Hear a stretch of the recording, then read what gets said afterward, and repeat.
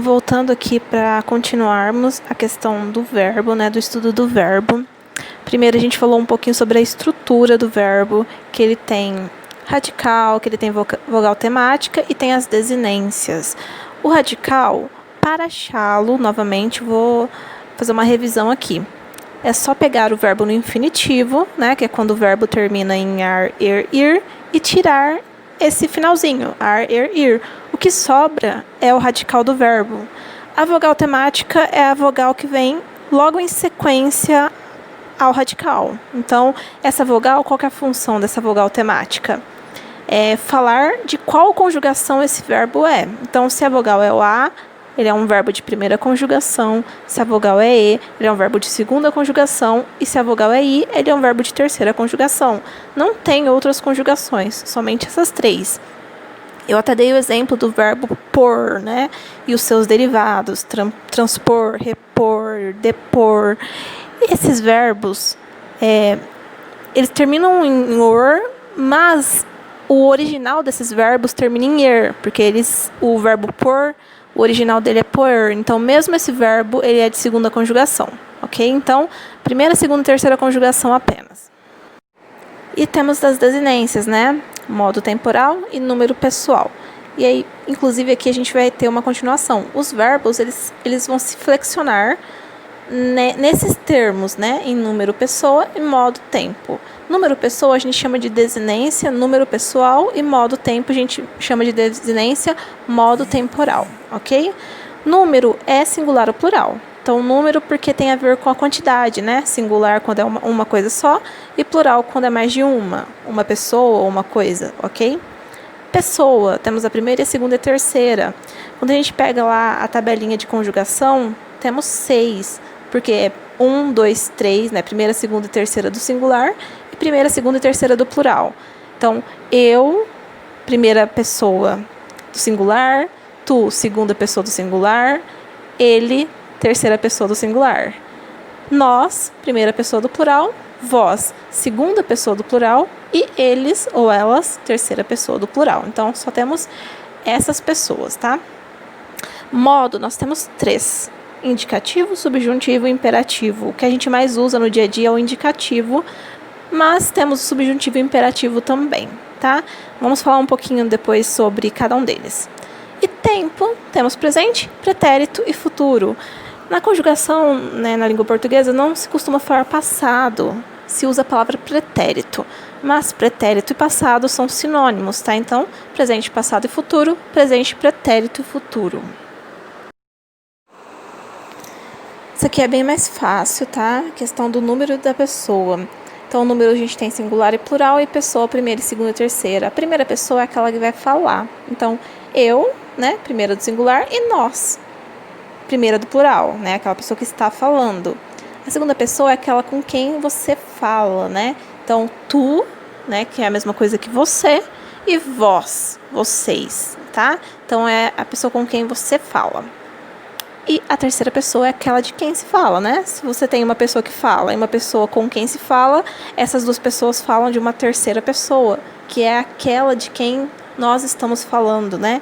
Ele, ela, é uma pessoa de quem estamos falando. Então, essas são as 3 pessoas do discurso. E aí aqui nós temos os 3 modos verbais, tá? Que eles indicam diferentes maneiras de um fato ser expresso. Então, o modo indicativo, ele vai indicar uma coisa certa, uma coisa que com certeza irá acontecer, uma coisa real, uma coisa concreta. Então, ele canta, ele come, ele ama, ele dança, ou ele vendeu, ele amou, ele partiu, ele partiria. Tudo isso é uma coisa certa. Mesmo se for uma coisa que ainda está no futuro, que vai acontecer, uma coisa que já aconteceu, uma coisa que está acontecendo no presente, é uma coisa certa. Não abre espaço para possibilidades. O modo subjuntivo já é o oposto. É uma coisa que talvez aconteça, né? Você não tem certeza que vai acontecer. É, às vezes, um desejo, um sonho, alguma coisa nesse sentido. Então, por exemplo, espero que ele volte.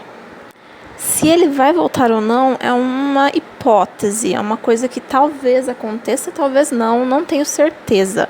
Agora, se eu falo, ele voltou ou ele voltará, já é diferente, porque você está falando com certeza que ele voltará, ou que ele voltou. Então, aí já é modo indicativo, ok? Se me falasse, eu te ajudaria. Então, você não sabe se a pessoa vai falar ou não. Isso é uma possibilidade. Então, sempre quando tiver essa questão de possibilidade, ele é um modo subjuntivo. E o modo imperativo é uma ordem, uma proibição, um pedido, tudo que dá um sentido de ordem e pedido, ok? Então, por exemplo, fique aqui, não entre, não pise na grama, beba coca, né? Nas propagandas publicitárias têm muito imperativo, né? Eles usam muito nesse sentido de tentar convencê-lo a comprar algo. Então, e placas também, né? Quando é proibido alguma coisa. E no modo imperativo é dividido em imperativo afirmativo e imperativo negativo, né? O negativo é só colocar o não ali para transformar o afirmativo em negativo. Nós temos aqui uma tabelinha com todos os tempos do modo indicativo, tá? São esses 6 que nós temos. Primeiro, presente, né? Presente que indica o fato que está acontecendo no momento. Então, eu amo, eu vendo, eu parto. Eu estou usando aqui os 3 verbos nas 3 conjugações, né? O amar, vender, partir. Ar, ir, ok? Então, presente é uma coisa que está acontecendo no momento. Depois a gente tem o pretérito, né? Os pretéritos, são vários pretéritos, e os pretéritos sempre vão falar sobre algo que aconteceu no passado. A diferença entre um e outro é que, às vezes, é a distância de tempo, a duração de tempo, ok? Primeiro pretérito é o pretérito perfeito, né? E ele termina assim: amei, vendi, parti, amaste, vendestes, partiste. Esse pretérito, né, o perfeito, ele é perfeito porque o que aconteceu no passado terminou. Então, o fato que aconteceu no passado, ele termina ali no passado, ele foi concluído. Por isso que a gente chama de pretérito perfeito, ok? Eu amei no passado e terminou, ok? O pretérito imperfeito é uma coisa que ela não terminou no passado, ela ainda está continuando, ou uma ação que foi interrompida, mas ela iria continuar. Então, por exemplo, eu amava, mas não amo mais. Então, esse amava é uma coisa que foi interrompida no passado, mas que poderia ter continuado. Ou um outro exemplo, as estrelas ainda brilhavam quando cheguei. Então, essa ação foi interrompida, mas ela poderia ter continuado. Então, isso é um pretérito imperfeito. Ou um outro exemplo, eu sempre nadava no rio. É uma ação contínua, né? De nadar no passado, mas que sempre acontecia. Eu sempre nadava no rio. Então, quando é no passado, mas poderia ter continuado, ou que ainda continua ali no passado aquela ação, é um pretérito imperfeito. Eu acho que o mais confuso é o pretérito mais que perfeito. Mais que perfeito é um passado que aconteceu antes de um passado que se conclui. Como assim? Vamos dar um exemplo. Se eu falar assim: quando a polícia chegou, o ladrão já fugira. Então, a polícia chegou, é um passado já concluído, né, que foi concluído, e fugira porque a polícia chegou primeiro no passado, mas antes de a polícia chegar, o ladrão fugiu. Então, esse primeiro passado, né, o fato do ladrão fugir, né, é um passado anterior a polícia ter chegado. Então, a polícia chegou no passado, já aconteceu, mas antes da polícia ter chegado, o ladrão fugiu. Ele fugiu antes. Então, quando tem um outro verbo também no passado, antes de um outro passado, a gente usa pretérito mais que perfeito, ok? Um outro exemplo. Quando o sinal tocou, a menina já entrara. Então, a menina ter entrado aconteceu antes de o sinal ter tocado. Então, sempre o que acontece antes é o pretérito mais que perfeito. E aí ele vai ter esse finalzinho, né? De entrara, fugira, amara, cantara, que é um pretérito mais que perfeito que o pessoal costuma usar mais em livros. Eles gostam bastante. Eu não gosto muito do som desse verbo, né? Dessa conjugação. Mas vocês têm que saber utilizar, ok? Então, novamente, quando o sinal tocou, a menina já entrara. Então, o primeiro verbo, ele acontece depois do segundo verbo. Então, o fato dela ter entrado aconteceu primeiro e depois o sinal tocou. Então, é o verbo entrar que vai ficar no pretérito mais que perfeito. Quando o sinal tocou, a menina já entrara. É o verbo entrar que vai ficar no pretérito mais que perfeito. E nós temos agora os dois futuros do indicativo, né? O primeiro deles é o futuro do presente e o outro é o futuro do pretérito. Qual que é a diferença entre um e outro? No futuro do presente, é uma coisa que acontecerá depois do que você falou. Então, depois do que você falou no presente, ela pode acontecer ali no futuro. Então, isso é o futuro do presente, que é o futuro que a gente conhece mesmo, né? O que vai acontecer lá na frente. Então, comprarei um carro. É uma coisa que eu vou comprar lá no futuro. Haverá um debate entre os alunos. Então, haverá. É uma coisa que vai acontecer no futuro. Esse futuro do presente é o futuro que a gente conhece mesmo, ok?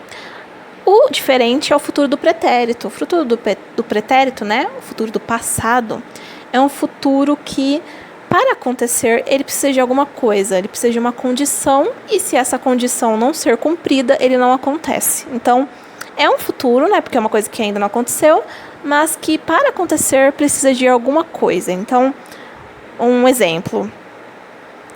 Eu compraria aquele carro. Eu compraria. Então, você não comprou, né?